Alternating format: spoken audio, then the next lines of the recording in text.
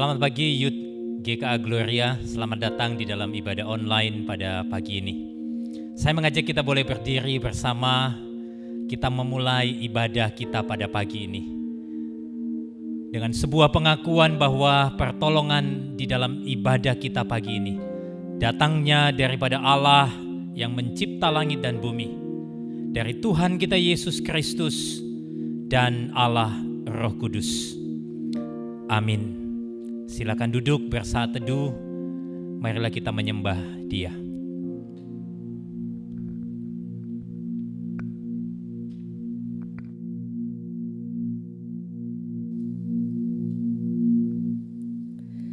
Teman-teman, bersyukur kalau pada hari ini kita diberikan kesempatan sekali lagi untuk beribadah di hadapan Tuhan.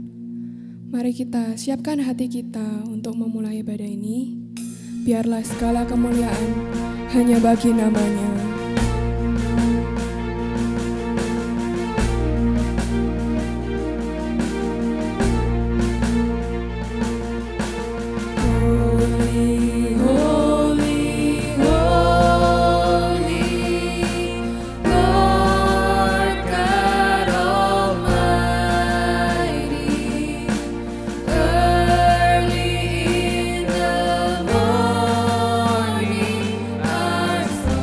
Shall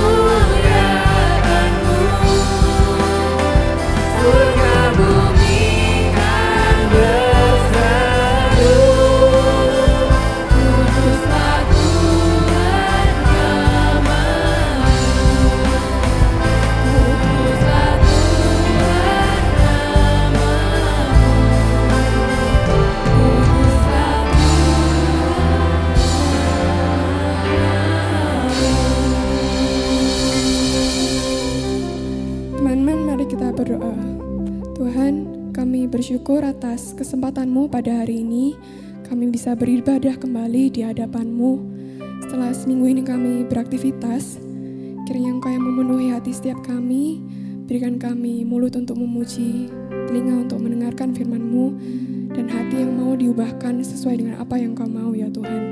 Engkau yang berkati jalannya ibadah ini agar ibadah ini bisa berjalan dengan baik, semuanya hanya untuk kemuliaan nama-Mu. Hanya di dalam nama-Mu kami berdoa. Amin. Tuhan adalah Raja di atas segala raja, dan hanya oleh karena kita bisa selamat. Dialah Juru Selamat yang menyelamatkan kita turun dari surga dan memberikan kita hidup yang baru. Oleh sebab itu, mari bersama angkat suara, terpujilah nama Tuhan.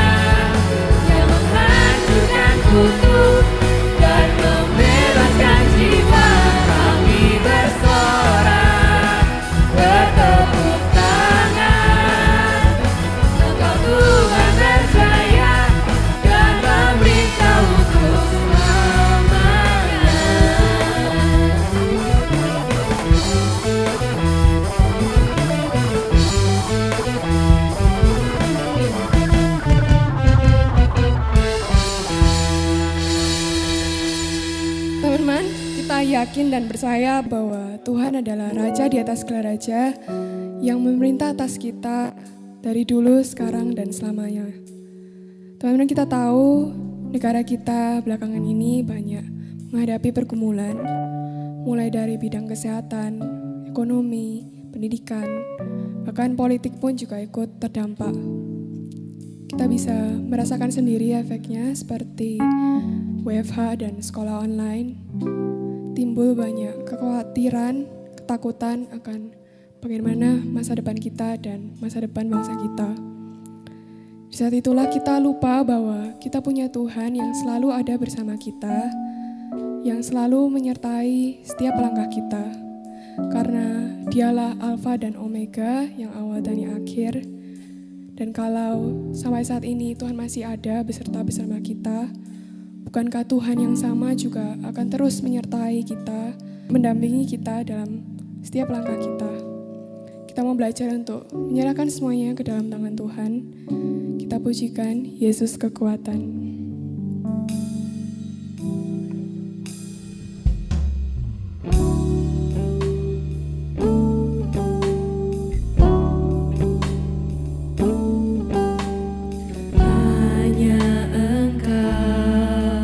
Juru selamatku, Tuhan Kau setia padaku. Yang ku pegang hanya janji-Mu, ku percayakan hidupku. Ku sembah Kau Allahku, Bapa dan sahabatku, Kau yang pedulikan seluruh hidupku. Walau lewati lembah, aku tak ditinggalkan. Yesus kekuatan di hidupku.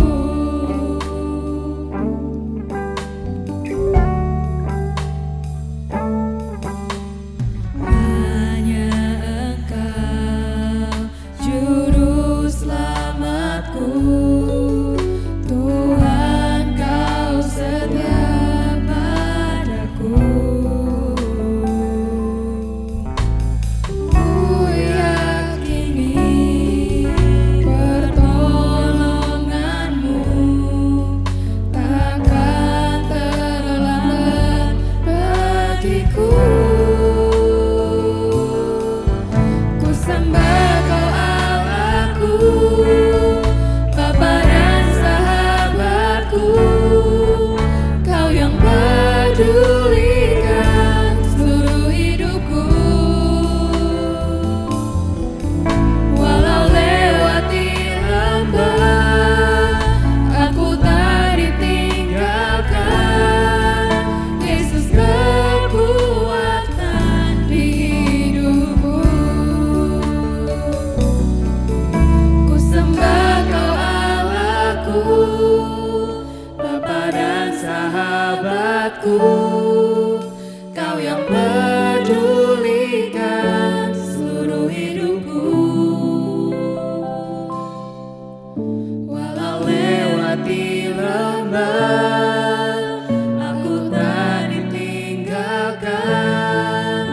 Yesus kekuatan di hidupku.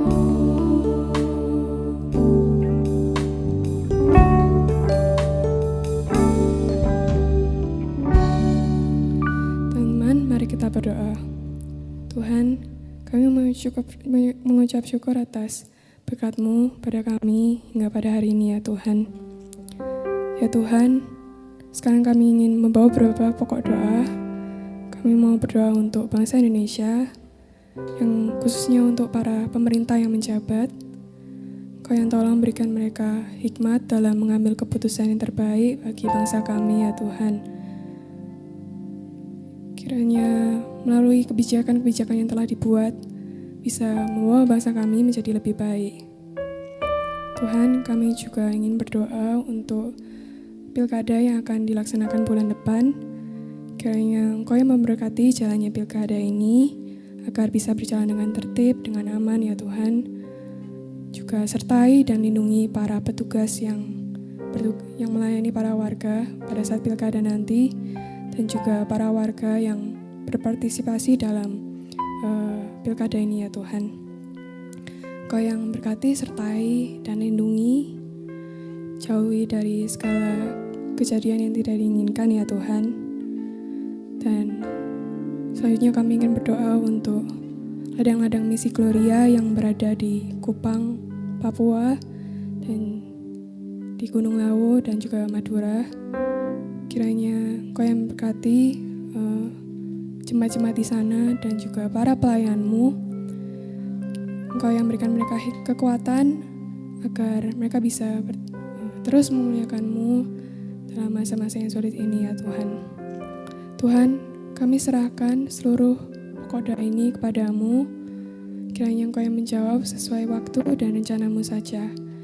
Kami serahkan semuanya ke dalam tangan-Mu, hanya dalam nama-Mu kami berdoa, amin.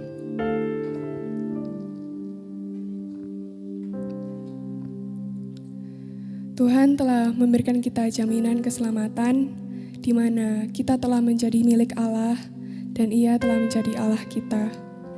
Oleh sebab itu kita harus mengucap syukur, memuji dan memuliakannya selalu dalam apapun yang kita lakukan, karena kalau masih bisa ada sampai saat ini, itu semua hanya karena anugerah Tuhan.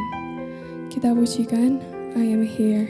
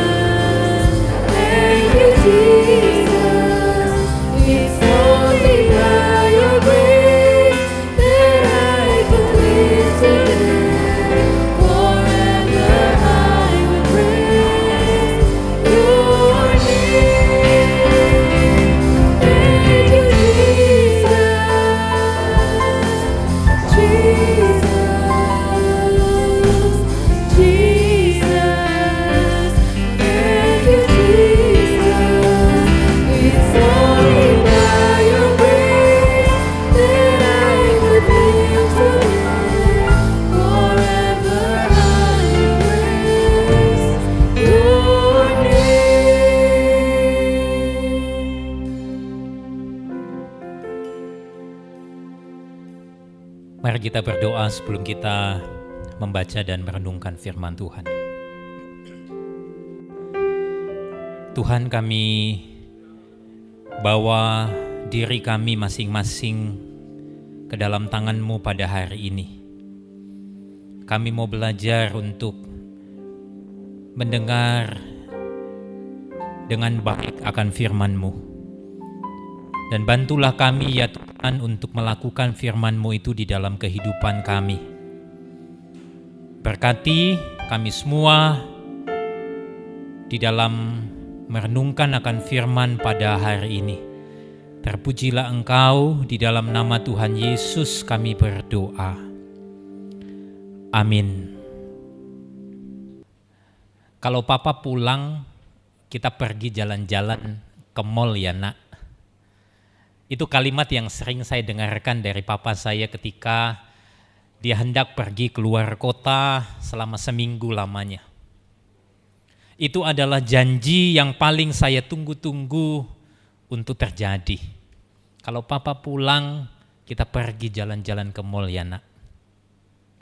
Teman-teman, ingatan ini tiba-tiba mengingatkan saya kepada sebuah janji yang lain yang dinyatakan oleh Tuhan kita Yesus Kristus bagi umatnya, bagi kita semua. Dan janji itu nyata sangat jelas di dalam bacaan kita hari ini. Nah, mari kita membuka Alkitab kita di dalam Wahyu 21 ayat 1 sampai ayat yang ke-8.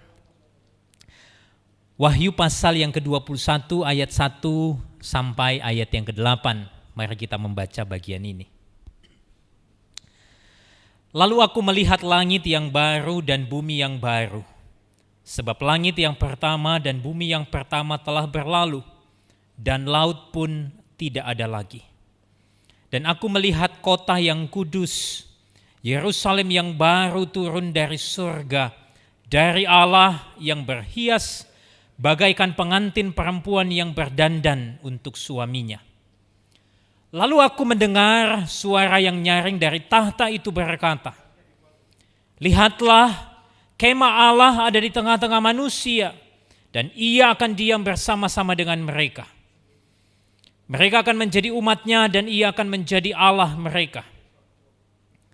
Dan ia akan menghapus segala air mata dari mata mereka, dan maut tidak akan ada lagi. Tidak akan ada lagi perkabungan atau ratap tangis atau duka cita, sebab segala sesuatu yang lama itu telah berlalu." Ia yang duduk di atas tahta itu berkata, "Lihatlah, aku menjadikan segala sesuatu baru." Dan firman-Nya, "Tuliskanlah, karena segala perkataan ini adalah tepat dan benar." Firman-Nya lagi kepadaku, "Semuanya telah terjadi. Aku adalah Alfa dan Omega, yang awal dan yang akhir. Orang yang haus akan kuberi minum dengan cuma-cuma dari mata air kehidupan. Barang siapa menang, ia akan memperoleh semuanya ini.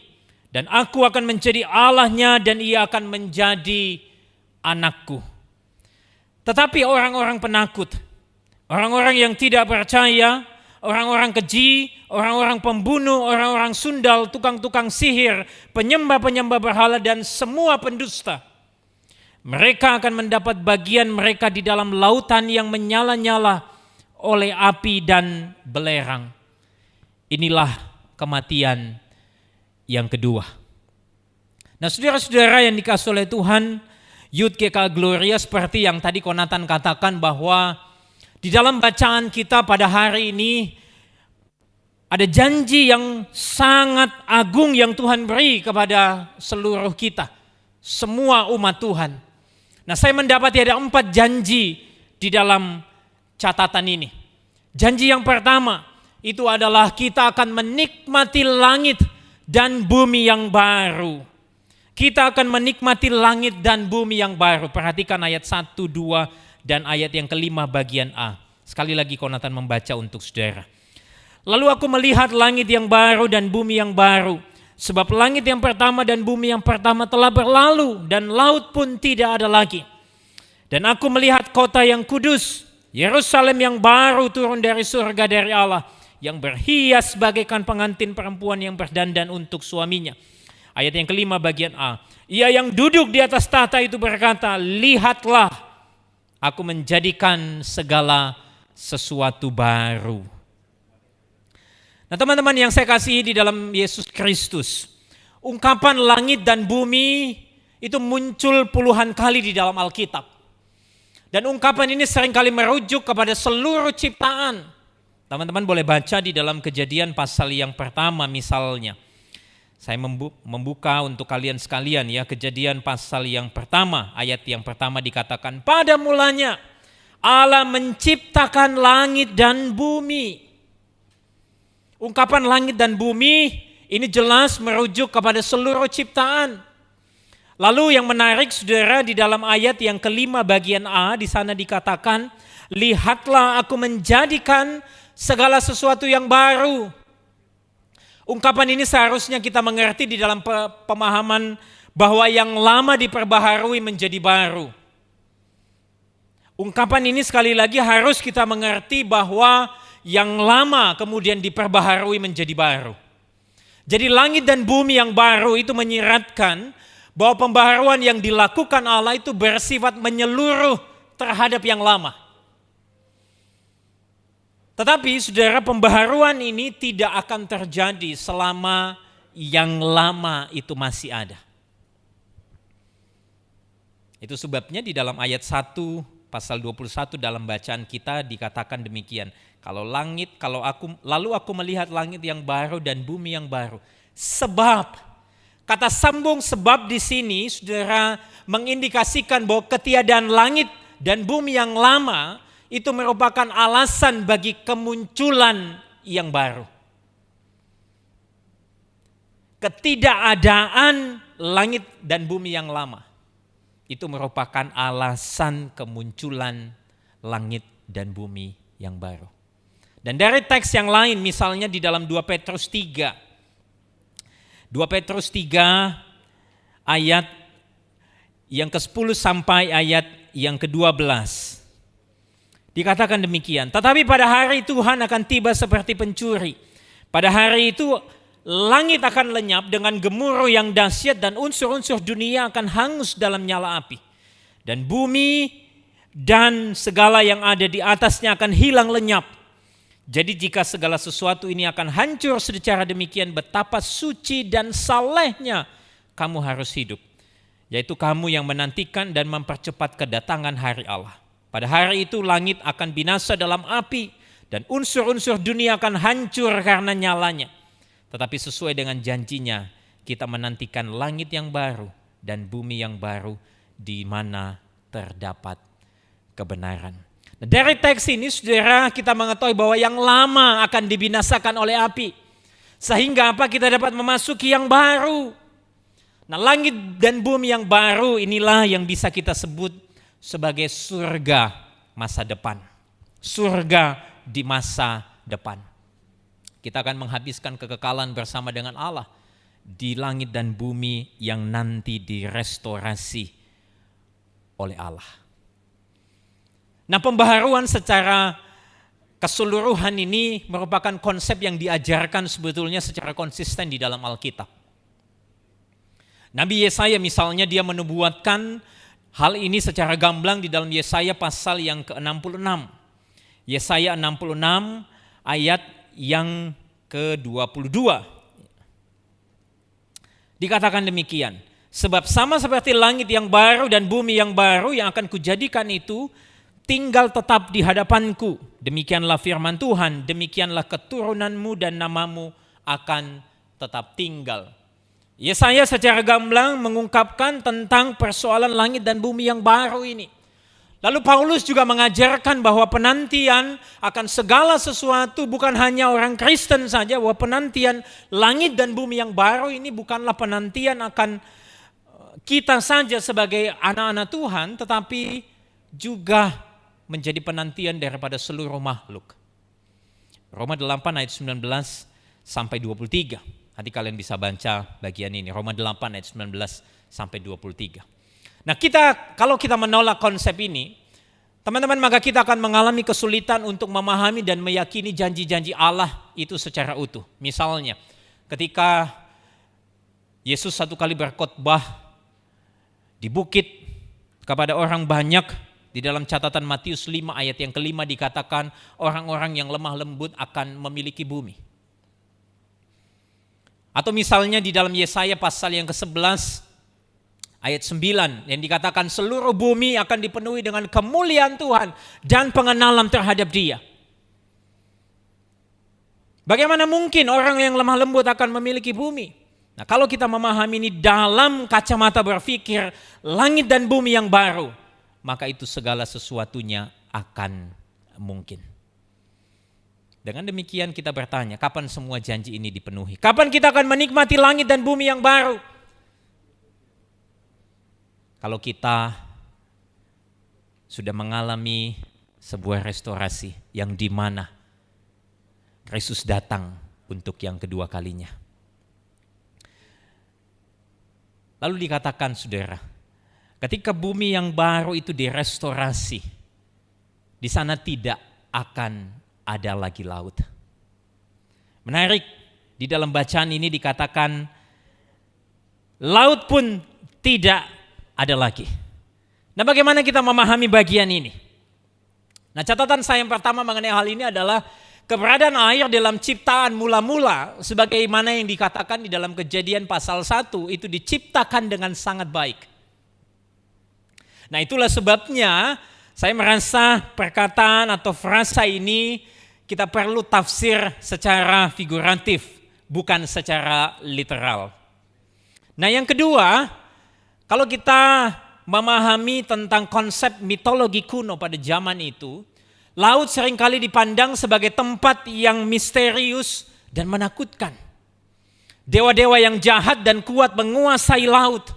Bahkan dalam kitab Wahyu, dalam catatan pasal 13, misalnya laut itu berkonotasi negatif. Laut itu adalah sumber daripada binatang yang melawan Allah. Nah, dengan dua pemahaman ini maka ketidakadaan laut di masa mendatang harus kita mengerti sebagai bukti kemenangan mutlak Tuhan atas semua kuasa kegelapan dan kuasa yang jahat. Sekali lagi, ketika dikatakan laut pun tidak ada lagi, itu merupakan sebuah bukti kemenangan mutlak Tuhan atas semua kegelapan dan kuasa yang jahat. Tetapi secara personal, secara pribadi saya menduga di langit dan bumi yang baru, air menjadi bagian dari langit dan bumi yang baru. Karena kalau kita membaca Kejadian 1 dan 2, catatan itu adalah catatan di dalam Alkitab tentang keberadaan ciptaan tanpa dosa. Dan kalau kita membaca Wahyu 21 dan 22, dua pasal yang terakhir, kita juga menemukan dua pasal yang terakhir ini tidak sama sekali menceritakan bahkan mengungkapkan tentang keberadaan dosa. Itu artinya dengan kata lain bahwa bagian yang kita baca hari ini, keberadaan langit dan bumi yang baru, itu sebagai sebuah tanda kemenangan mutlak oleh Tuhan.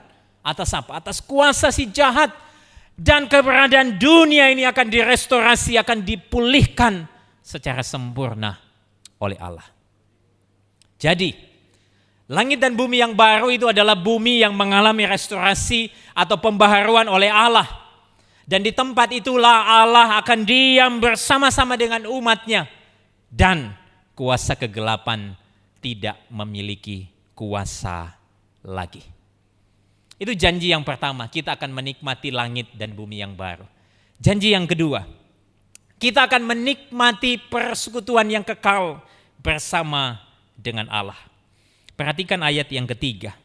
Di sana dikatakan demikian. Lalu aku mendengar suara yang nyaring dari tahta itu berkata, lihatlah kemah Allah ada di tengah-tengah manusia, dan ia akan diam bersama-sama dengan mereka. Mereka akan menjadi umatnya, dan ia akan menjadi Allah mereka.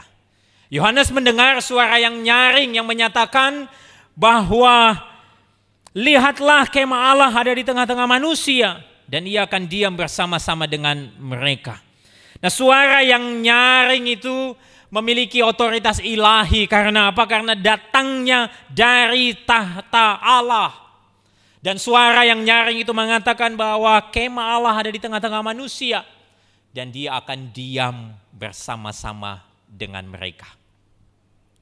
Saudara, kalau kita kembali ke dalam Perjanjian Lama, maka kita akan menemukan bahwa keberadaan kemah Allah itu atau kemah suci itu sangat penting. Pada waktu umat Israel berada di padang gurun, Kemah Allah ada di tengah-tengah mereka. Sebagai apa? Sebagai bentuk pernyataan hadirnya Allah. Atau bentuk pernyataan hadirat Allah. Misalnya di dalam bacaan Keluaran 25. Ya.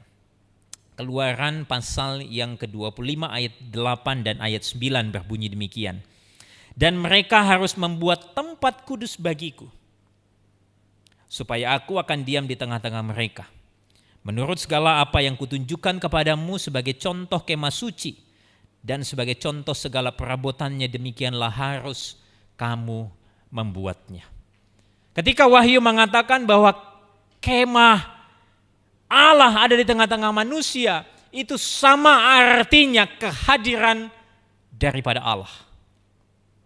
Dan di dalam perjanjian baru, misalnya di dalam catatan Yohanes pasal 1 ayat yang ke-14. Kalau kita terjemahkan secara literal Yohanes 1 ayat 14, maka bunyinya seperti ini. Firman itu telah menjadi manusia dan berkemah di antara kita, dan kita telah melihat kemuliaannya. Dengan kata lain, kehadiran Kristus itu menjadi sebuah pernyataan yang sangat jelas tentang kehadiran Allah di dalam dunia ini. Ketika dikatakan kemah Allah ada di tengah-tengah manusia dan ia akan diam bersama-sama dengan manusia, itu artinya Allah hadir bersama-sama dengan umat Tuhan.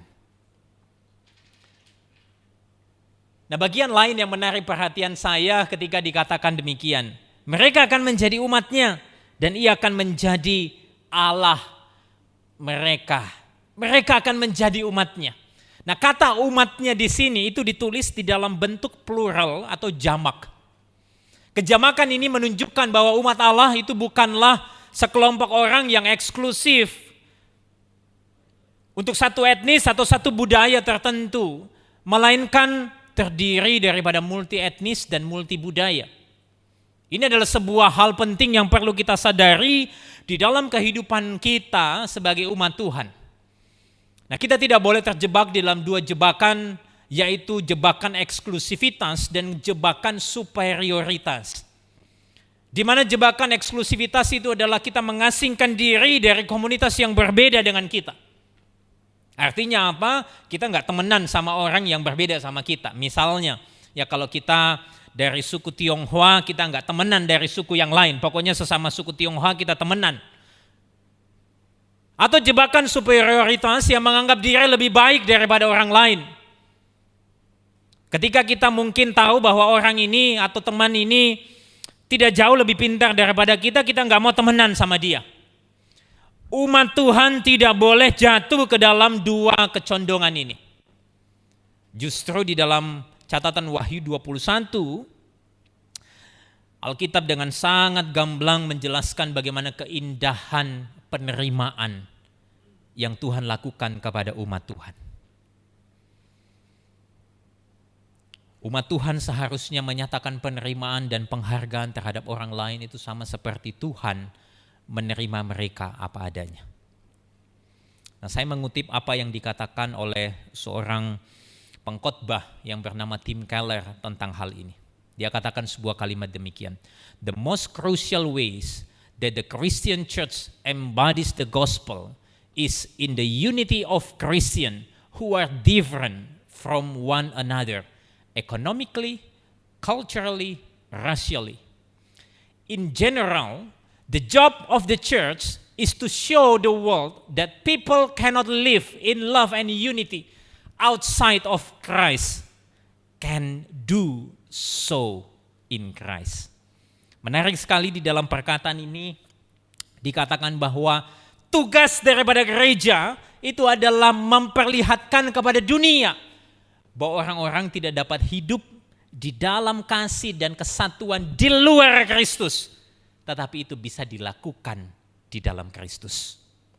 Nah, itulah sebabnya saudara-saudara yang dikasihi oleh Tuhan, di dalam Kristus kita seharusnya menunjukkan kepada dunia bahwa kita bisa menerima satu sama lain. Kita bisa hidup di dalam penerimaan akan perbedaan yang ada. Jadi, persekutuan yang kekal dengan Allah akan kita nikmati bersama-sama dengan seluruh umat Tuhan yang lain. Yang mungkin berbeda budaya, berbeda etnis dengan kita. Dan ini adalah janji yang akan kita nikmati bersama-sama dengan Allah di langit dan bumi yang baru. Kita akan menikmati persekutuan yang indah, yang kekal dengan Allah dan bersama dengan seluruh umat Allah. Namun bukan berarti begini, ya sudah nanti di langit dan bumi yang baru saja. Sekarang ini pokoknya saya nggak mau temenan sama orang yang berbeda dengan saya. Saya nggak mau temenan dengan orang yang lebih rendah daripada saya. Tidak, kita tidak boleh tinggal diam apalagi cuek di dalam mengupayakan ini. Kita perlu mewujud nyatakan hal ini di masa sekarang ini. Kita perlu menghidupi semangat persekutuan dengan saudara seiman kita. Sekalipun budaya, etnis, atau mungkin warna kulitnya berbeda. Dan itu kita bisa aktualisasikan misalnya di dalam kita melakukan ibadah multi etnis. Saya beberapa kali melihat ada gereja-gereja tertentu yang kemudian melakukan ibadah multi etnis yang misalnya minggu ini ibadah di dalam ibadah suku Tionghoa misalnya ya.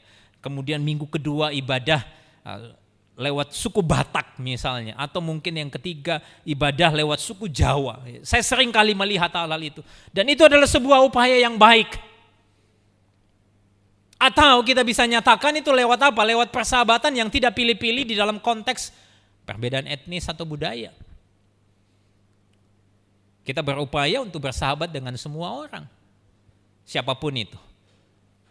Nah, hal ini akan menjauhkan kita dari apa? Dari kejatuhan kita yang merasa diri lebih superior daripada yang lain. Dan sekaligus ini bisa menjadi ingatan kita bahwa kita ini adalah persekutuan umat Tuhan di mana-mana tempat. Dan satu saat ketika kita dikumpulkan menjadi umat Allah di langit dan bumi yang baru, kita akan berkumpul bersama dengan saudara seiman dari mana-mana tempat. Itulah keindahan daripada langit dan bumi yang baru yang akan Tuhan sediakan bagi kita. Kita perlu mengupayakan itu hari ini. Dengan cara apa? Ayo kita hidupi semangat multi etnis dan multicultural itu.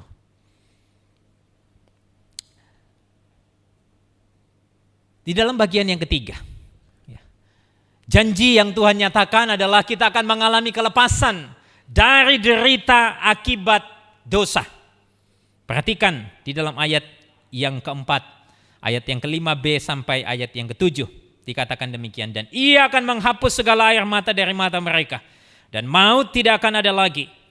Tidak akan ada lagi perkabungan atau ratap tangis atau duka cita.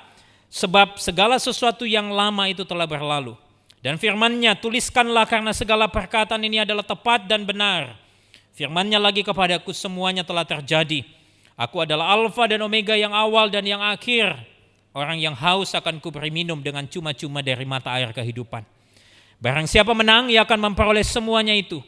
Dan aku akan menjadi Allahnya dan ia akan menjadi anakku. Janji yang ketiga adalah kita akan mengalami kelepasan dari derita akibat dosa. Nah, saudara-saudara, di dalam bagian yang ketiga ini saya melihat bahwa janji Tuhan bagi umat Tuhan di dalam langit dan bumi yang baru, di situ dikatakan kita akan mengalami kelepasan dari derita akibat dosa. Dan secara khusus di dalam ayat yang keempat saya menemukan ada 5 efek dosa yang diderita, ada 5 efek dosa yang diderita oleh manusia sekarang ini. Termasuk umat Tuhan, termasuk engkau dan saya. Yaitu yang pertama apa? Tears, air mata. Yang kedua, death, kematian. Yang ketiga, mourning, duka cita. Keempat, crying, tangisan. Dan yang terakhir adalah pain, kesakitan. Dan di sana tidak akan lagi menjadi bagian daripada kehidupan umat Tuhan di langit dan bumi yang baru nanti.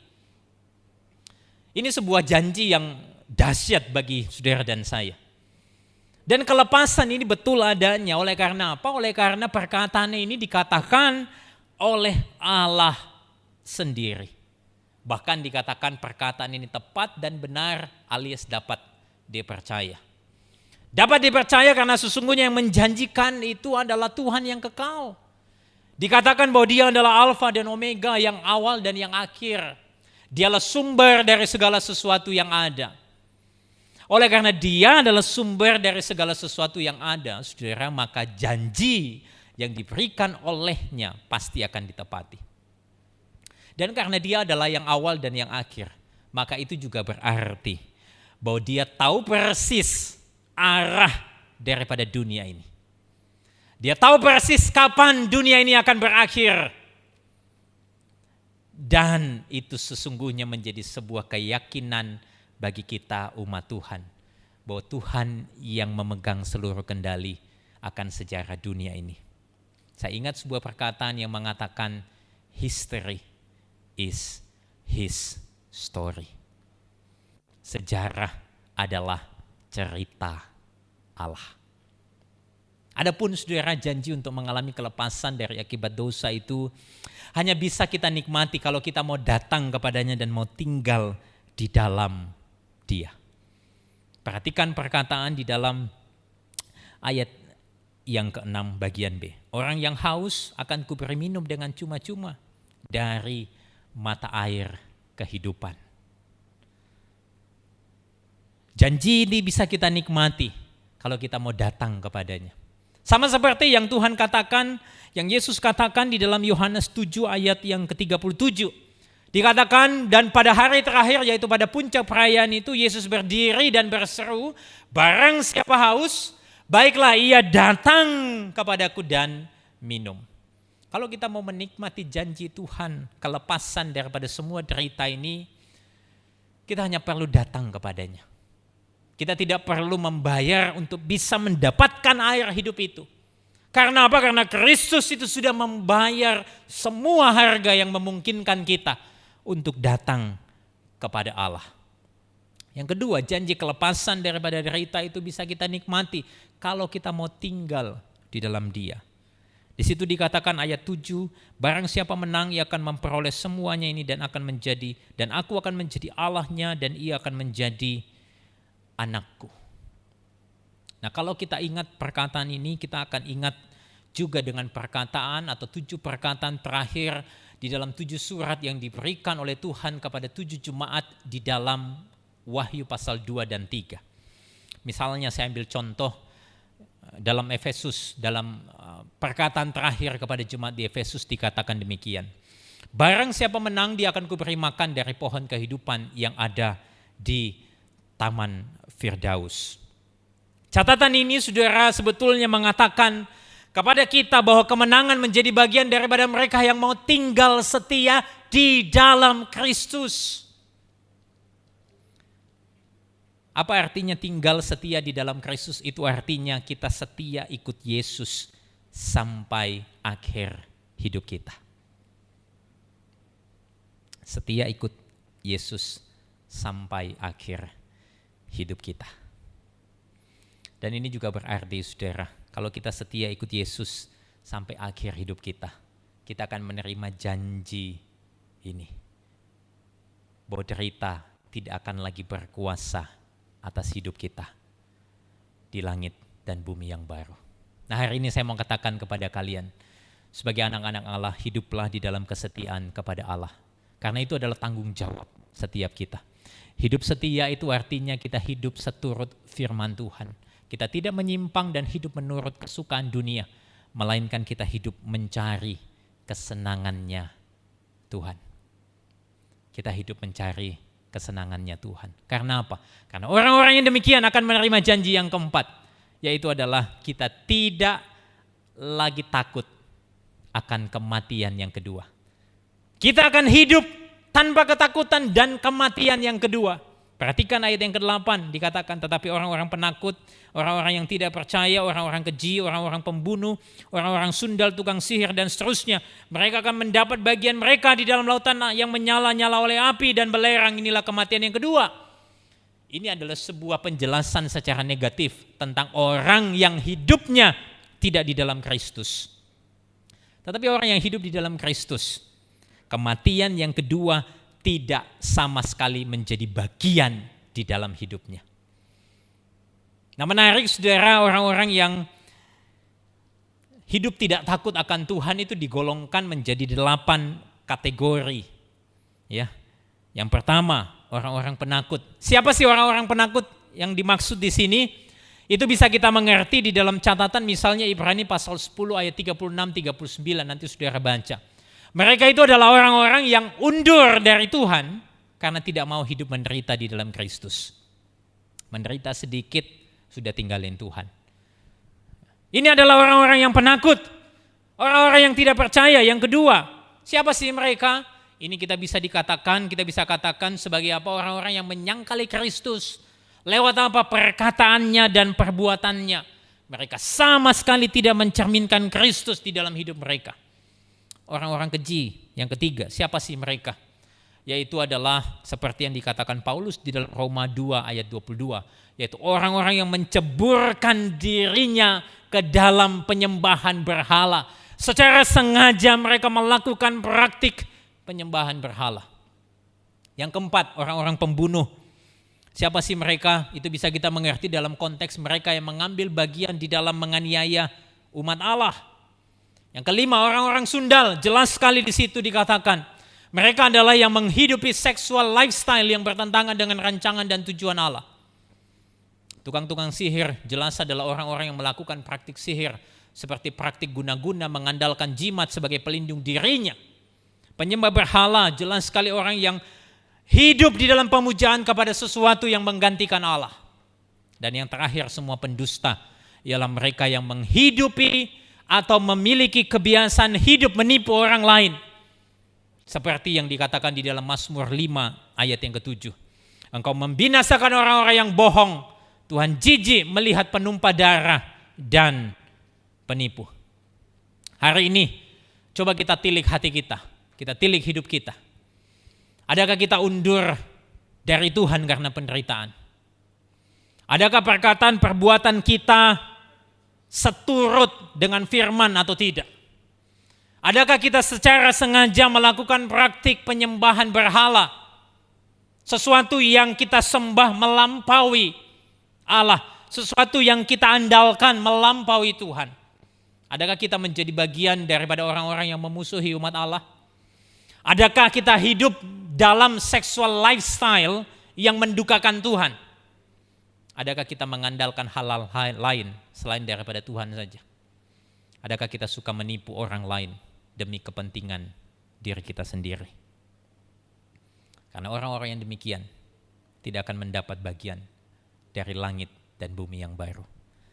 Tapi orang-orang yang hidup seturut firman Tuhan, hidup menurut jalan Tuhan, mereka tidak akan lagi takut terhadap kematian yang kedua. Karena kematian yang kedua tidak punya sengat terhadap orang-orang yang hidup di dalam Kristus. Nah, saudara-saudara yang dikasihi oleh Tuhan, remaja pemuda GKA Gloria, maukah engkau menikmati janji yang Tuhan berikan ini di langit dan bumi yang baru kelak? Sebuah take home message untuk menutup renungan hari ini. Saya ingin mengatakan, usahakanlah hidup benar di dalam penantian akan janji hidup yang kekal di langit dan bumi yang baru kelak. Marilah kita mengusahakan untuk hidup benar di dalam penantian kita untuk menikmati janji hidup yang kekal di langit dan bumi yang baru suatu kelak nanti. Nah, saya berdoa untuk kalian semua. Kiranya kalian boleh sungguh-sungguh hidup benar di hadapan Tuhan. Apapun yang engkau hadapi hari ini, ayo kita hidup benar di hadapan Tuhan. Karena orang yang hidup benarlah yang akan menikmati janji Tuhan. Mari kita berdoa.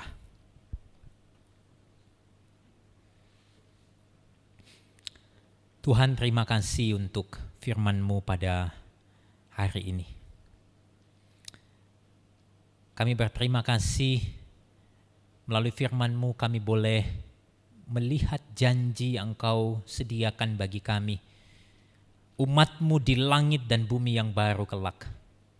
Dan hari ini Tuhan, kami mau bertekad, kami mau serius berkomitmen untuk menghidupi hidup iman percaya kami dengan sungguh-sungguh di hadapan-Mu.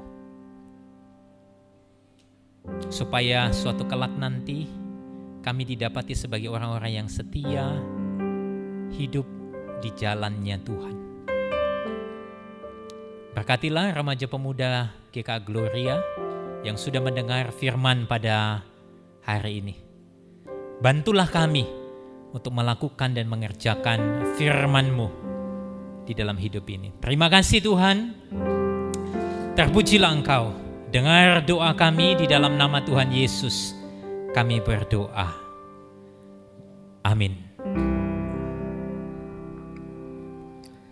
Teman-teman, mari dengan seluruh umat di segala zaman, kita bangkit berdiri dan ikrarkan pengakuan iman kita, pengakuan iman rasuli.